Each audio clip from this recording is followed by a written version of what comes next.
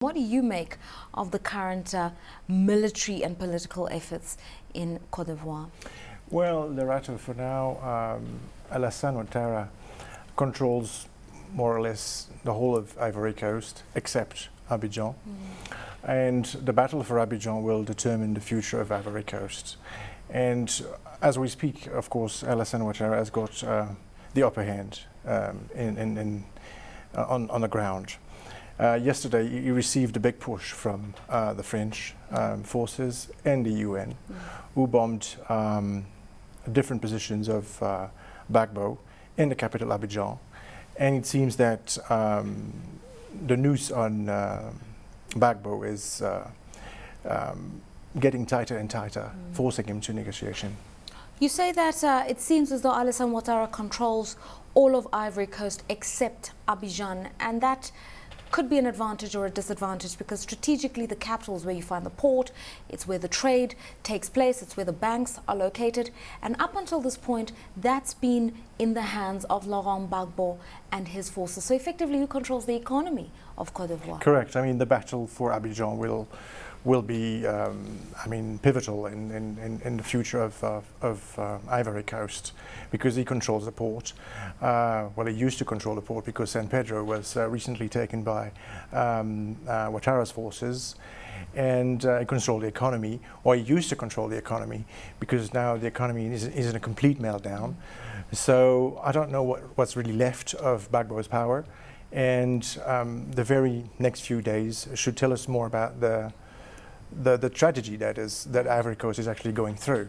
How's the rest of the world impacted? Already, when we look at cocoa futures, they're down today 2.2%. We know that Cote d'Ivoire is the largest producer of cocoa worldwide. Correct.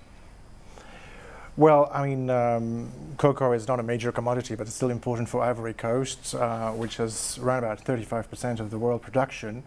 During the crisis, the cocoa price reached a 24-year high.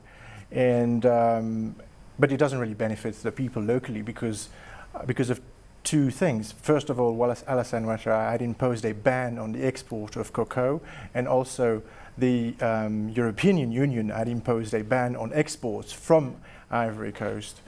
So up to now, major buyers of cocoa are actually looking for other sources, and maybe today the price of cocoa went down a little bit. Right.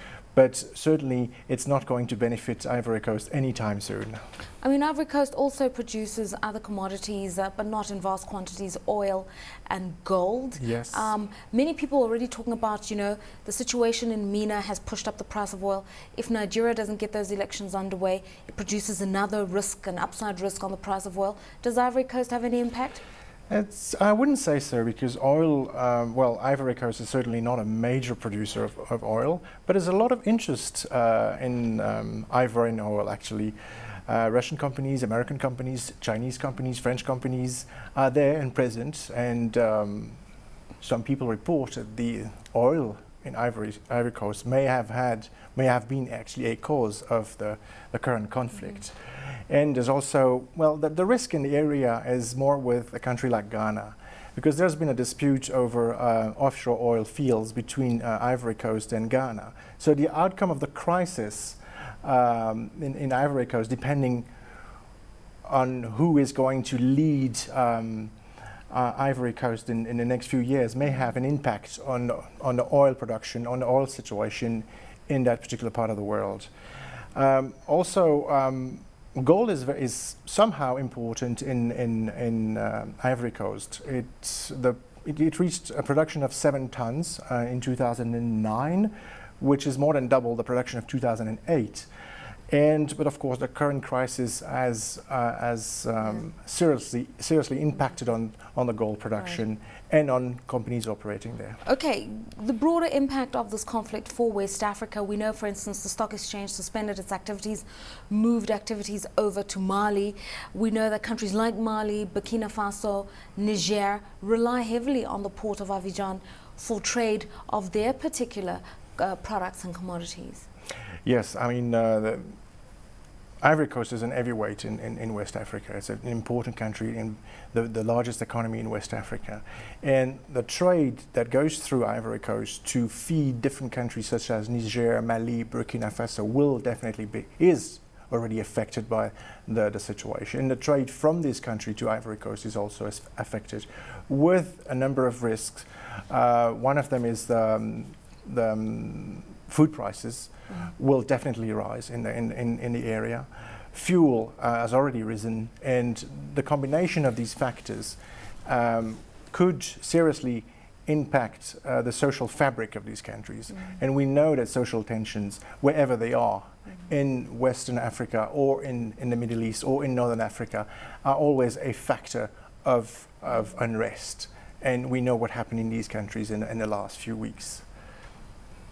A lot of people have been looking at the Ivorian Eurobond and concerned whether or not it acts as a barometer for how investors perceive African risk. We know that the yields have gone up. We know that Ivory Coast has defaulted on the coupon payment of that bond. But are investors savvy enough to say the Ivorian situation is Ivorian and we will treat the bond separately to other African bonds that are on issue, such as Nigeria, Gabon, Zambia, for instance? Well, most economies are intertwined, especially in Africa. And about the Eurobond, okay, Ivory Coast defaulted on it. But what is surprising is that they had the money to pay for it, because they have borrowed a lot more money from the Western African Central Bank in the meantime. So I'm quite surprised. I don't know what's behind the scenes, why that Eurobond was defaulted upon. But certainly the risk of doing business in West Africa will have to be reassessed, and it's probably already been reassessed by international investors, international lenders. I mean, the perception in West Africa is not really good. The Ivorian crisis has had a very, very bad impact on investor confidence in the area, definitely. And I mean, we do know that, for instance, recently the central bank was seized by Gbagbo forces, and then so too were some commercial banks, although we don't know what's going to happen by way of unwinding attempts at nationalization. Are we likely to see investors returning to the Ivory Coast once this political impasse is sorted out? Once it's sorted out, yes, but it might take a little while.